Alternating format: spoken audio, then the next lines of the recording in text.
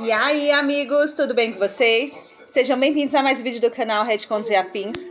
Pra quem não me conhece, meu nome é Yasmin, eu sou a dona do canal e agora eu faço introdução. Gente, vai ter barulhinhos internos e externos também, por quê? Porque o funcionário Júnior, ele tá aqui do meu lado jogando esse jogo. David, baixa isso. E, gente, eu falo, acho que eu peço pra ele baixar esse celular umas 50 vezes no dia. E ele baixa e 3 minutos depois ele aumenta. Eu não sei se é toda criança que faz isso, se os filhos de vocês também fazem isso, mas aqui em casa é impossível, é inevitável ele não fazer. Gente, já vou falar da história de hoje, a história é totalmente fictícia, tá? O vídeo foi feito apenas para entretenimento de vocês, nada do que acontece na história é real. Espero que vocês gostem da história de hoje, não se esqueçam de curtir, de pá, de comentar, tá? Eu falo isso todo dia, mas eu sempre tenho que falar por quê? Porque senão vocês assistem um vídeo e se esquecem de fazer isso. Para quem não é inscrito no canal e tá se inscrevendo agora, ativa um sininho, porque assim que eu lançar vídeo aqui no canal, já chega automaticamente no seu celular. Você nem precisa ver lá no outro aplicativo para poder vir para cá. Gente, espero que vocês tenham um dia abençoado, em nome de Jesus, e tchau! Meu marido, Eric, estava em uma viagem de negócios no exterior quando foi pego em um ataque terrorista. Todo mundo começou a me ligar. A embaixada entrou em contato, pedindo que eu comparecesse para discussões. A família e os colegas de Eric também me bombardearam com chamadas, perguntando sobre a situação. Alguns até se ofereceram para ajudar a trazê-lo de volta. Eu tinha acabado de sair da sala de parto, mas desliguei calmamente cada ligação. Afinal, quando Eric viu a notícia de que sua ex-namorada, Arya, estava em uma zona de guerra e havia sido pega no fogo cruzado de um ataque terrorista, ele me deixou, sua esposa grávida, para voar até lá e garantir que ela estava segura. Naquela época, eu estava perdendo líquido amniótico, segurando minha barriga inchada, e perguntei: Você realmente vai abandonar sua esposa e sua filha ainda não nascida para ir para uma zona de guerra? Eric, se você for, não me responsabilizo pelas consequências. Eric pegou todos os nossos cartões bancários e passaportes e gritou comigo: Você e o bebê não vão morrer tão cedo. Ela, por outro lado, pode morrer a qualquer segundo. Você está apenas dando à luz. Você sempre foi forte, não foi? Com isso, ele bateu a porta e foi embora. Então, se ele escolheu jogar a própria vida fora, por que eu deveria salvá-lo?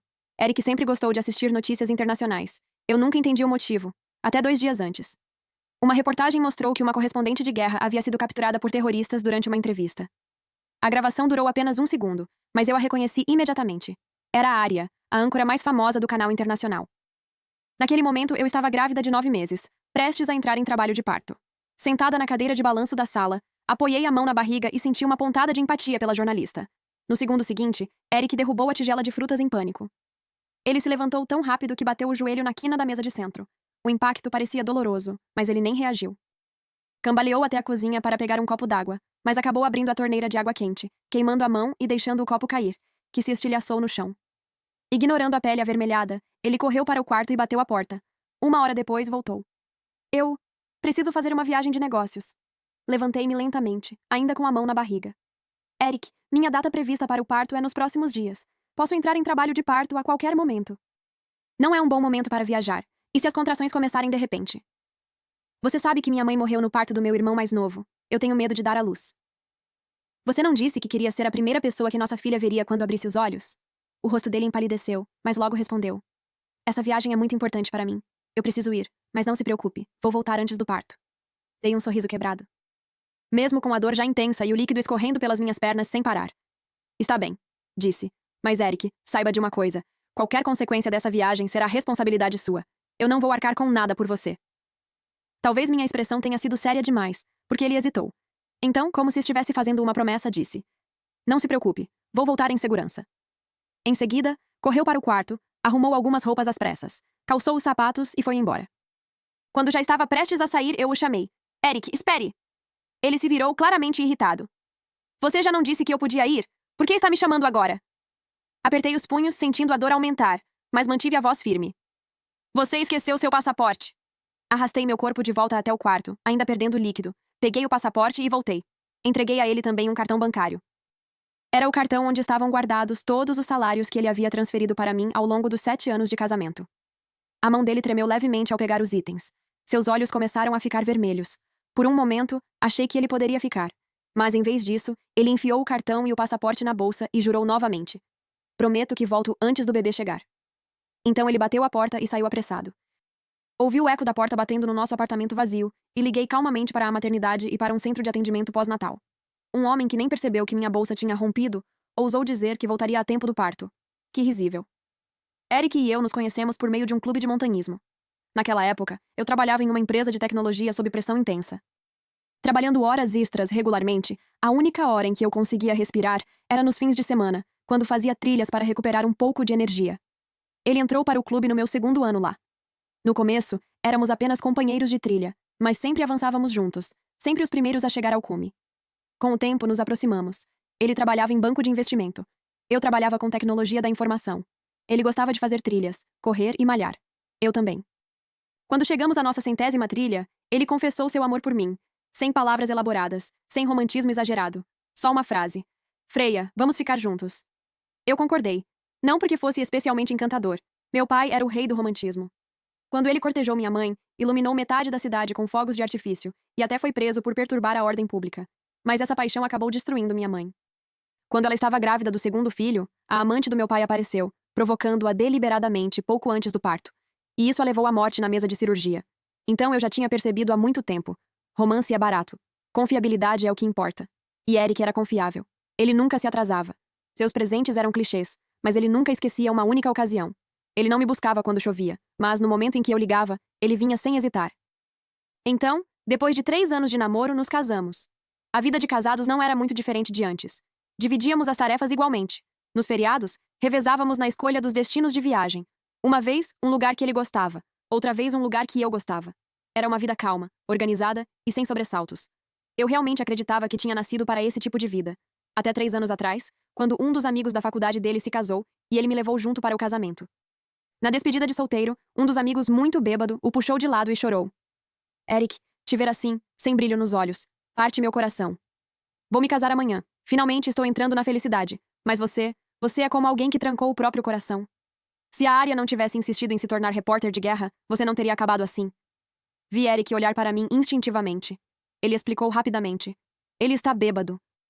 Não dê ouvidos. Eu apenas sorri e não disse nada. No caminho de volta, encostada no banco do passageiro, disse calmamente. Não peço muito de um parceiro, mas há uma coisa que eu exijo, que ele encerre completamente qualquer vínculo com a ex. Ele ficou onde a luz do corredor não alcançava, então não consegui ver sua expressão. Mas, a partir daquela noite, o nome Arya desapareceu das nossas vidas. Até agora. Porque eu não estava atendendo às ligações. Eu tinha acabado de terminar de amamentar nossa filha no centro pós-natal e estava prestes a colocá-la para dormir quando a porta de repente se abriu. Era minha sogra, Victoria. Ela entrou correndo, a voz trêmula. Freia, por que você não atende o telefone? William está na embaixada praticamente perdendo a cabeça. Venha para casa comigo agora. Traga o passaporte e os documentos do Eric. Temos que ir imediatamente à embaixada e confirmar o que está acontecendo. William era meu sogro. Não respondi imediatamente. Disse calmamente 6 dígitos. 210630. Ela congelou. Reddit contos e afins. Cuidadosamente ajeitei o cobertor ao redor da minha filha antes de explicar lentamente.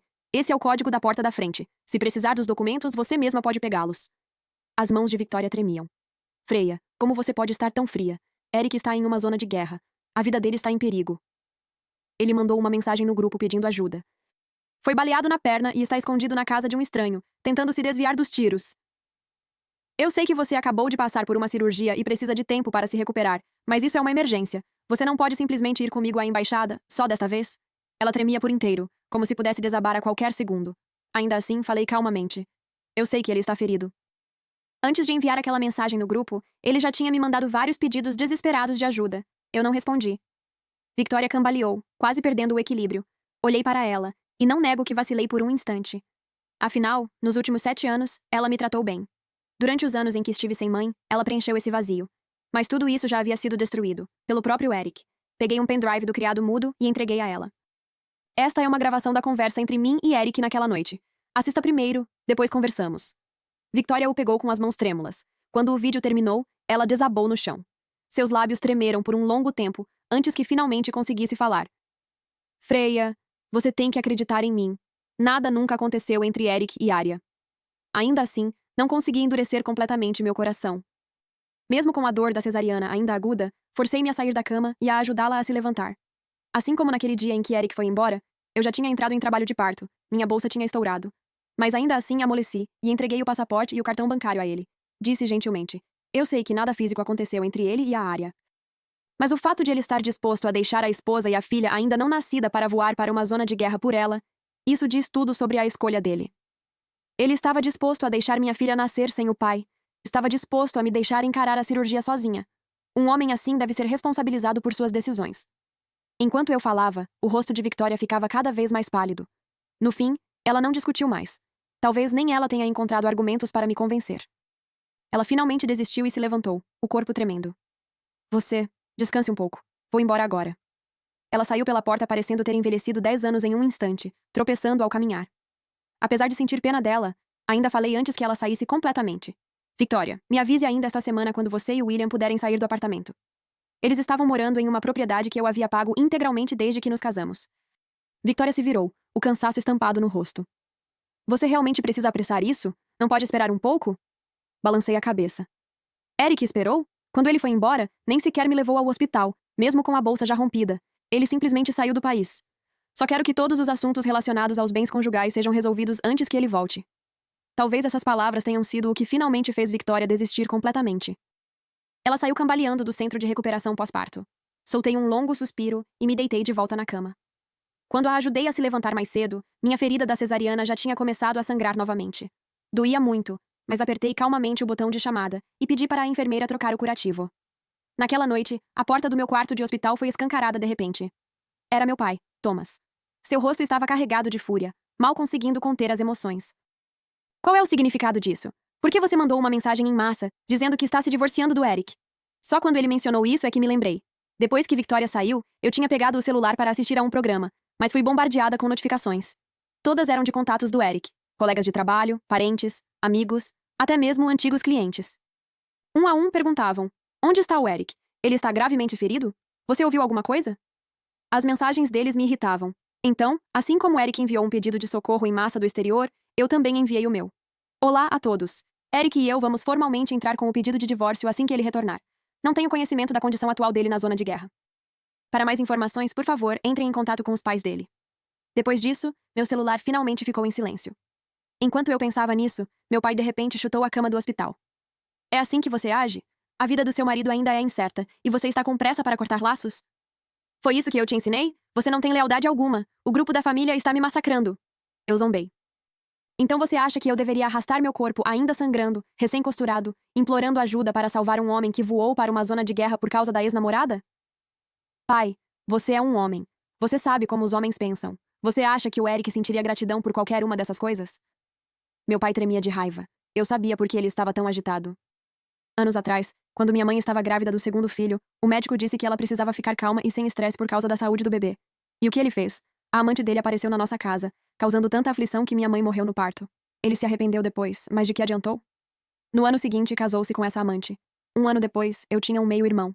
Então sim, homens entendem os homens.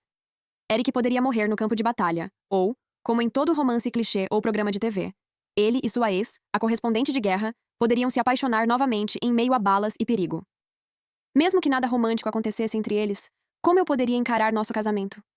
Como eu poderia aceitar um marido disposto a arriscar a vida por outra mulher? Se o resultado final seria o divórcio de qualquer forma, por que não minimizar o dano para mim? Meu pai nunca foi emocionalmente próximo de mim. A única razão pela qual ele veio com tanta pressa foi porque seu genro, excelente, estava em apuros. Ele não podia simplesmente ficar em casa.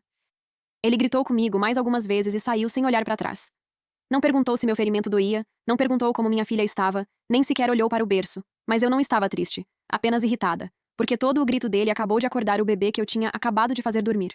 Depois disso, minha vida voltou à paz. Coloquei à venda a casa que Eric e eu compartilhávamos por um preço baixo. Deixei tudo limpo. Seus pertences pessoais foram embalados e enviados para os pais dele.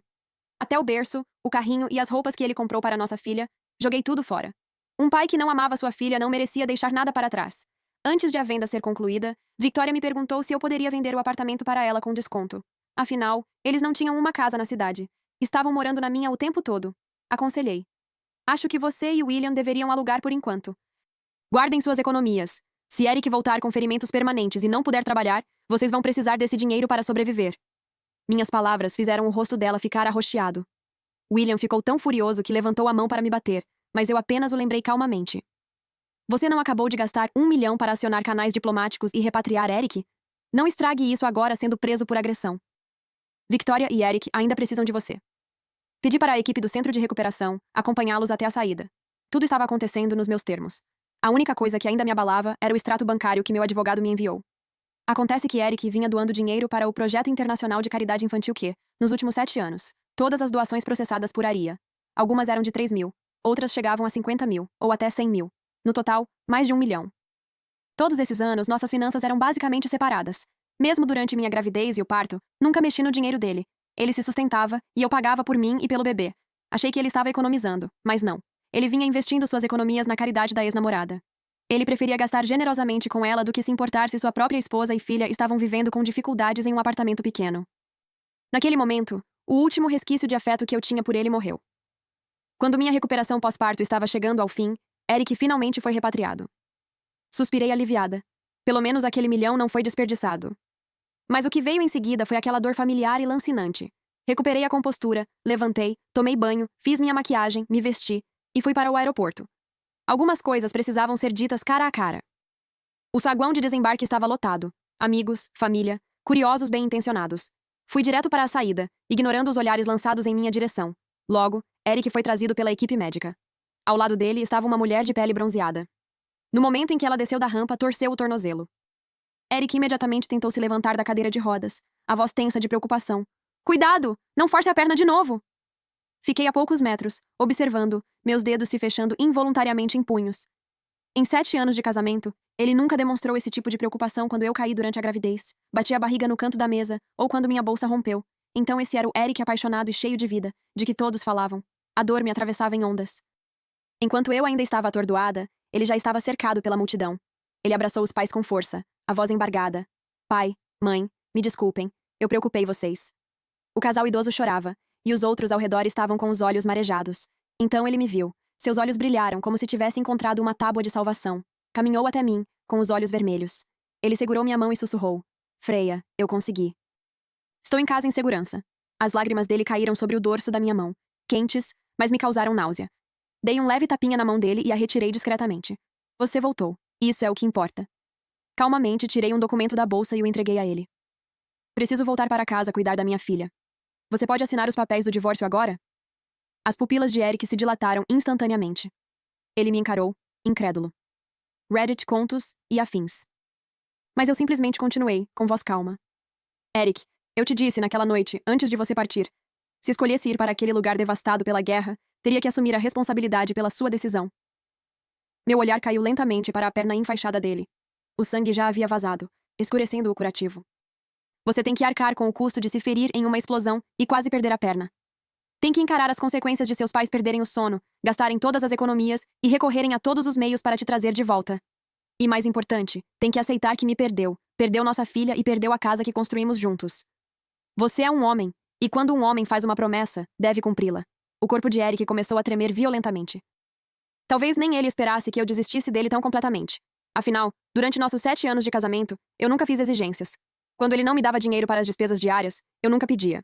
Quando não queria fazer tarefas, eu cuidava de tudo sozinha. Ele disse que precisava de espaço pessoal e perguntou se podia passar 2 noites por semana no escritório. Eu concordei. Ele sempre achou que eu o amava sem limites. E ele estava certo. Eu o amava. Eu o amava profundamente. Caso contrário, como uma mulher como eu, apavorada com o casamento, teria entrado nele de livre vontade, arriscado a própria saúde para engravidar e dar à luz por causa dele? Mas no fim, ele destruiu a única vez na minha vida em que me entreguei completamente. Eu não o odeio. Afinal, cada escolha foi minha. Eu aceito as consequências e não culpo ninguém. Mas isso não significa que vou ficar em silêncio para sempre ou continuar cedendo. Um homem que ainda tinha outra mulher no coração durante nosso casamento, eu já havia dado a ele toda a paciência que podia. Nesse momento, enquanto Eric e eu nos olhávamos em silêncio, Arya de repente saiu da multidão, com o rosto ansioso. Freya, realmente não havia nada entre Eric e eu. Você entendeu errado. Dei um sorriso frio, os lábios se curvando levemente. Se entendi errado ou não, não é o ponto. Mas se você realmente não quer ser mal interpretada, pode começar devolvendo o mais de 1 milhão que ele te deu. Peguei um documento preparado e entreguei a ela. Estes são os registros bancários mostrando as transferências de Eric para os projetos de caridade que você administrou ao longo dos anos. De alguns milhares a dezenas de milhares, somam mais de 1 milhão. Isso é patrimônio conjugal. Mesmo tendo sido doado, tenho o direito legal de recuperar esse valor. Se eu entrar com um processo, sua fundação pode ter problemas. Parei, ainda mantendo o olhar fixo nela. Além disso, que direito uma ex-namorada do Eric tem de me dizer para não responsabilizá-lo? Fique longe de mim, você me dá nojo. Com isso, voltei a olhar para Eric, cujo rosto estava pálido. Parece que você não vai conseguir assinar os papéis do divórcio hoje. Tudo bem. Guardei os documentos na bolsa, com o tom firme e neutro. Descanse. Melhore o suficiente para andar de muletas, e então finalizamos o divórcio corretamente. Então me virei e saí do aeroporto sem hesitar. As pessoas começaram a sussurrar atrás de mim, seus olhares como agulhas. Mas eu ignorei todos. Caminhei com as costas eretas e os ombros firmes. Mas só eu sabia o quanto minhas unhas estavam cravadas nas palmas das mãos. A dor tão intensa que quase me entorpecia. Dizem que o divórcio é como ser esfolado viva. Eles não estão errados. Só que algumas pessoas não suportam essa dor, enquanto outras conseguem. E eu sou uma delas. Naquele mesmo dia, depois de entregar os papéis do divórcio, corri para casa. Mas a pequena Elara, sem reconhecer o meu cheiro familiar, chorou até ficar com o rosto vermelho e a voz rouca. Meu coração apertou dolorosamente. Nem tirei o casaco.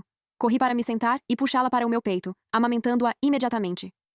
O corpinho quente dela pressionado contra o meu, seu pequeno hálito roçando minha pele. E foi aí que não consegui mais me segurar. Minhas lágrimas começaram a cair silenciosamente, gota após gota. Desculpa, Elara. Sinto muito que você tenha nascido sem pai, mas eu prometo, a mamãe vai te dar todo o amor dela, cada pedacinho dele. A partir desse momento, parei de buscar atualizações sobre Eric, mas a notícia ainda assim veio. Ele desenvolveu sepse, foi internado na UTI e estava em risco de amputação. Victoria apareceu várias vezes. Freya, por favor, estou implorando. Só vá ao hospital ver o Eric. Ele tem estado entrando e saindo da consciência ultimamente, e toda vez fica sussurrando seu nome. E a Elara? Você pode trazê-la para vê-lo? Só uma vez. Juro, só por um segundo. Recusei friamente. Não porque eu fosse sem coração, mas porque Elara estava resfriada. Hospitais estão cheios de germes e vírus, e Eric acabara de voltar de uma região caótica. Quem sabe quais patógenos ele pode ter trazido de volta? Eu não podia correr esse risco. E não era só isso. Mesmo que ele não tivesse ido para o exterior, mesmo que fosse apenas uma infecção comum, eu ainda não levaria um bebê de 1 mês ao hospital. Além disso, se ele não tivesse insistido em voar para ver a ex, não estaria nesse estado. Diante da minha postura inabalável, Victoria ficava visivelmente mais abatida a cada vez que vinha. A aparência dela me fez vacilar por um momento. Tudo que pude fazer foi segurar sua mão e confortá-la suavemente. Ele é forte. Vai conseguir. Em contraste, William era muito menos contido. Ele veio até minha porta várias vezes, gritando e batendo, atraindo uma multidão de vizinhos. Cada vez, Elara, já doente, desabava em lágrimas aterrorizadas, vomitando leite até ficar toda molhada. Até Marta, a babá que cuidava de mim, não aguentou mais. Ela saiu correndo para confrontá-los. Vocês não têm vergonha? O bebê é tão pequeno e precisa de paz e silêncio, e vocês batem na porta dia sim, dia não. Seu filho fugiu para outro país para perseguir a ex, se machucou, e agora vocês estão forçando a Freya a levar o bebê para vê-lo? Só pode estar brincando. Sabe, quando recebi a ligação de emergência naquela noite e corri até lá, vi ela desmaiada no chão, com líquido amniótico por toda parte, branca como um lençol, tremendo. E não havia uma alma por perto. Quase liguei para a polícia. Se ela fosse minha filha, juro que dava um machado em vocês. Ouvi-la me defender aqueceu meu coração. Mas eu sabia. Aquela casa não era mais habitável. Depois de pensar muito, fui até a cozinha e disse: Você mencionou antes que tem um lugar em Montana, certo? Gostaria de ir com a Elara e ficar lá por um tempo. Não se preocupe. Eu pago aluguel. Ela congelou, provavelmente sem esperar que eu realmente pedisse isso. Mas logo assentiu. Não precisa pagar aluguel. Só venha comigo. Mas é no interior. Tenho medo de você não se acostumar. Dei um pequeno sorriso cansado, tingido de resignação. Tudo bem. O ar é limpo e há menos pessoas. Elara vai descansar mais tranquilamente. Ela não hesitou mais e concordou imediatamente. Naquela mesma tarde, começamos a arrumar as malas. Na manhã seguinte, cedo, com o bebê e algumas malas pesadas, saímos da cidade movimentada de carro. Embora Marta tenha dito que não precisava pagar aluguel, ainda assim transferi 50 mil para ela sem hesitar, o suficiente para cobrir 1 ano de aluguel e despesas de vida em Montana. Foi nesse momento que realmente entendi por que insisti na independência financeira todos esses anos. Se eu dependesse um pouco de Eric, não teria conseguido ir embora de forma tão limpa. Estávamos levando as bagagens para a garagem subterrânea. Eu segurava a maçaneta com uma mão e uma mala na outra. Quando cheguei à porta, vi Arya parada ali. Ela olhou para as coisas nas minhas mãos, franzindo levemente as sobrancelhas. Eric ainda está na UTI por um fio, e você está pensando em sair de casa em vez de ficar para cuidar dele? Seu tom era frio e firme, como se estivesse proferindo um veredito moral. Eu só sentia nojo. A pessoa aqui bancando a santa é justamente aquela que quase fez ele morrer. Você destruiu tudo, e agora quer limpar seu nome com algumas perguntas duras? Arya, dignidade é algo lindo. Se você perdeu a sua, não finja que ainda tem. A expressão dela mudou instantaneamente. Seus lábios ficaram pálidos. Você está sendo mesquinha. Já expliquei isso tantas vezes. Nunca aconteceu nada entre Eric e eu. Ele veio para a zona de guerra sozinho. Eu nem sabia que ele estava vindo. Soltei uma risada curta, irritada com as palavras dela. Sério? Você diz que não havia contato, mas ele sempre aparecia quando sua fundação estava com falta de recursos? Vai dizer que não sabe quantas vezes ele transferiu dinheiro para você. 3.000, 5.000, 50.000. Cada transferência perfeitamente cronometrada, como se você ligasse e ele atendesse. O rosto de Arya ficou pálido, a respiração irregular.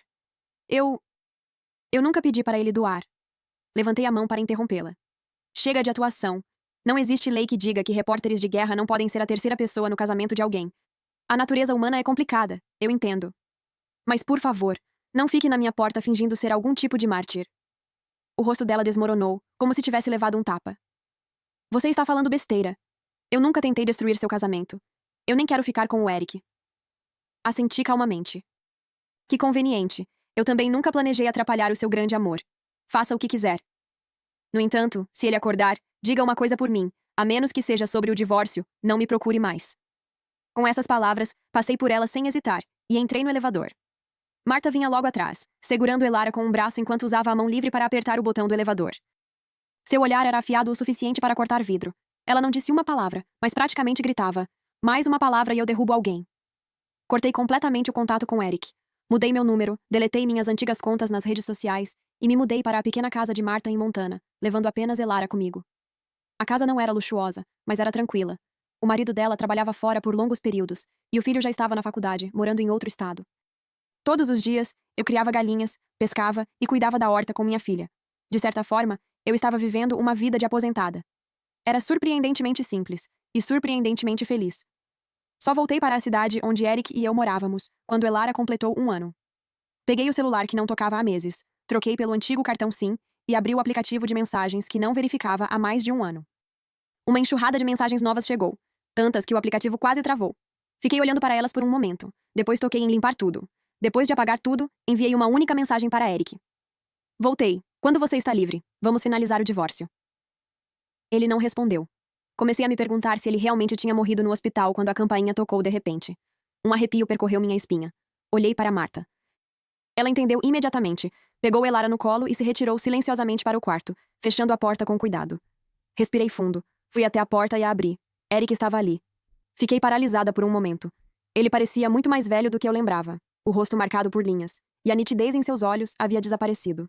Mas o que mais se destacava era a perna esquerda ausente sob a calça e a bengala em que ele se apoiava. Parecia um homem que havia perdido metade do mundo, apenas parado ali, oco. Eu não tinha planejado deixá-lo entrar, mas no fim, não consegui me obrigar a ser tão fria assim. Saí do caminho para deixá-lo passar. No momento em que ele me viu recuar, seus olhos ficaram vermelhos. Ele se moveu devagar e, ao se sentar, a bengala bateu alto contra a lateral da mesa de centro. O som pareceu despedaçar mais do que apenas o silêncio. Servi uma xícara de chá para ele e coloquei um pequeno prato de frutas à sua frente. O leve aroma do chá pairava no ar, envolvendo-nos. Aquilo me lembrou dos nossos 7 anos de casamento. Aquelas noites tranquilas na varanda, tomando chá e lendo, tudo calmo e sereno. Ele foi o primeiro a falar. Freya, senti tanto a sua falta. Sei que cometi muitos erros, mas estou implorando. Por favor, não se divorcie de mim, sem você. Eu realmente não consigo seguir em frente. O corpo dele inteiro tremia enquanto falava. O tecido solto da calça balançava com um tremor, como se quisesse me lembrar do alto preço que ele já havia pago por suas escolhas. Não respondi imediatamente. Reddit contos e afins. Apenas peguei minha xícara de chá e dei um gole calmo. Criar um bebê já é difícil o suficiente. Eu não tenho condições de cuidar de um homem com deficiência também. Pode soar frio, mas era a verdade. O rosto dele ficou pálido instantaneamente. A luz em seus olhos se apagou de uma vez. Mas eu não amoleci. Eu entendo que sua situação está difícil agora, mas eu não sou uma instituição de caridade. Ninguém é obrigado a te salvar. Dito isso, quanto à divisão de bens, estou disposta a ceder um pouco. No acordo original, eu ficaria com 60% e você com 40%. Considerando suas atuais circunstâncias, posso inverter isso. Você fica com 60%. Os lábios dele começaram a tremer. Você não pode ter um pouco de misericórdia? Quando eu estava na UTI, lutando pela minha vida, você desapareceu com o bebê sem dizer uma palavra. Eu quase morri. Dei um pequeno sorriso indiferente. Ah, é? Como eu saberia?